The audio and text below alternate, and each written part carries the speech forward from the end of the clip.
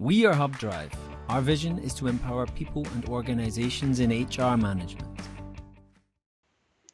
Hi, my name is Daniel Heller, and today I will present you the Rollup updates for Solution 44. So I'm going to present you the new features and new improvements that are coming with the Rollup 44. Here is our agenda for today.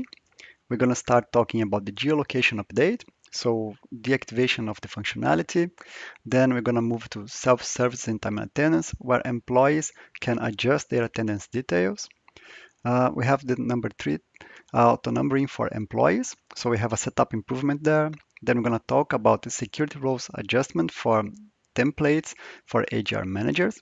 We're going to discuss about the absence calendar. So the pagination for the amount of records displayed. And last but not least, we're going to talk about the tickets and bug fixes. So the first topic, time and attendance. We have here the geolocation.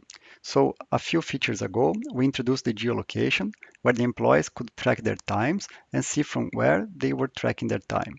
This would be used only if they're having the access via a cell phone or any mobile device. Now, for Rollup 44, we introduce a faster way where they can disable this for the whole company. So this has the flexibility to define if geolocation should be tracked or not. It can be configured easily in the advanced settings. It has to be done by the system administrator of the system, right? And also this way you can meet the legal requirements. So here I have the settings. You can see that I have just two values that control this. So if the value here is 1, geolocation is on, or if it's 0, then the geolocation is off. And now in the next slide, I have here an example if the geolocation is on. So you see that under the name of the employee and the details, I have the latitude and the longitude on this marked field. If the geolocation is off, then of course this field is not displayed. So again, this can be very easily configured. You can switch on and off as much as you want. The second part, we're going to talk about the attendance adjustment. So this was introduced now in Rollup 44, and it's a feature where employees, they can correct their attendance details. So it's an easy approval process, the real-time information between the employee and the supervisor, and also prevents duplicates. So therefore, I'm going to present you the environment here. And here I have my employee, Tanya Abel. And in this day, so she start work at 9 a.m. But let's say that she started before, but she forgot to clock. That's why she just made this attendance detail at 9 a.m. Here you can see that I have this check mark. Once I click here, I have the new button called adjustment on the top. If I click on adjustment, then I have a few actions to perform. I can either change or I can remove this record. For our example, I'm gonna go with change.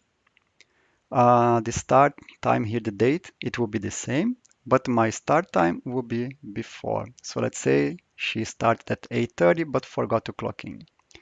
Then my attendance type will be the same, start work, and I would have the possibility to add a comment from my supervisor.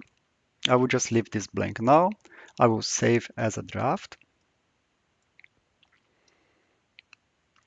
Now the record is being saved. At this point, I can still compare. So this is my new attendance detail, and this was my old record. I can check if the changes are correct or not. In this case, they are, so I will submit. Otherwise, I could still correct my record here. So now I'm here in this enter adjustments phase. Once I submit, the process goes for approval. In the HR supervisor, in the meantime, he's receiving a notification that there's an employee requesting for approval. For this record, I cannot submit anymore. I have to wait until it's approved or rejected. So it's quite easy feature and it can help the employees a lot. So let's go back for the PowerPoint presentation. Here I have the same screenshot I just present to you. So you just have to worry about the new entry if you want to change or if you want to remove that entry. So an example for removing would be if the employee clocked twice for the same attendance type. So let's say he started work twice. One of them he can of course remove from his records. And then once everything is done, he just clicks on submit and then waits for the approval process for his supervisor. The next point, it's about the digital personal file. And here we're going to talk about the auto-numbering. So we have the possibility in the system that every time you hire an employee, this number, this ID of the employee, it's auto-generated. So it's always increasing. And there's no need for external tool, and HR managers can handle this configuration. So it's not that technical. So in advanced settings, we have this part here where you just have to define the entity. So we're talking about the employee, talk about the number field, and here we just have to define. So the prefix, my prefix in this case, it's EM for employee, and it can go up to 6 digits. And my separator is this minus symbol here. So if I'm talking about this hiring employees, you see that every time I hire a new employee, I have my prefix, I have my separator, and 3 digits after, this will come up until 6 in the end. So every time I'm hiring a new employee, this one will increase 252, 53, and so on. So the next point now, we're talking about the security role. So before HR managers, they were allowed only to upload templates, but not to download. Now we have the possibility for them to download and upload templates. This allows them to save more time. They don't have to depend on admins and so on. So let's say you need a template for the employment terms. They can themselves download the template. They can manipulate that, edit, and then upload back in the system. When they have to use again, the same process, download, print it out, and so on. Here you can see an example where you can find. So in this case, we are in the active employment terms. I select one of the records, and on the top, I can see that I have the upload and the download template options, as other templates that I already have in the system. So moving to the next topic, now we are in the leave and absence module, and we're going to talk about the absence calendar.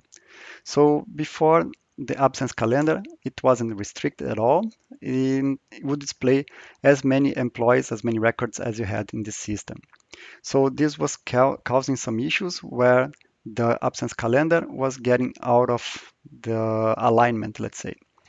Now we can have this pagination. The customer can restrict the number of records displayed. We have a better alignment with that. It's easy to configure and can be disabled at any time.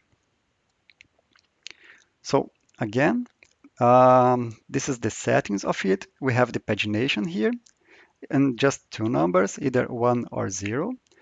If we're displaying 1, then the system understands that the maximum amount of records per page will be 40. So let's say if your company has 80 employees, then we're going to have 2 pages for the absence calendar. And if you decide to not use this feature, you just leave it on 0, and then you have the total amount of employees being displayed. So here in my example, I have the absence calendar. You see that all the entries are aligned and they are in order. So this also helps for a better visualization. And last but not least, we're going to talk about tickets and bug fixes. So for solve the tickets, we have charts in Employee Cockpit that sums up different leave entitlements. This was fixed. The attendance details does not change. The attendance list. Primary position is not considering the start of end date, so both of them they're also corrected. Duplicate site maps, they are all fixed. Parental leaves not calculated correctly for absences spanning several months. Prevent deletion of license records. Processing pending changes in time accounts affects inactive employees, so all of those changes were also fixed. Improvements, preventing overlapping of leave requests. Department heads not being updated when changing department. Notification on HR request has no clickable link in email. And business rule is not hiding field in certificate. So all of these cases that you submitted to us, including some bugs, they were fixed. If you want to have more information about, please visit our release notes page in the website. So thank you. Enjoy.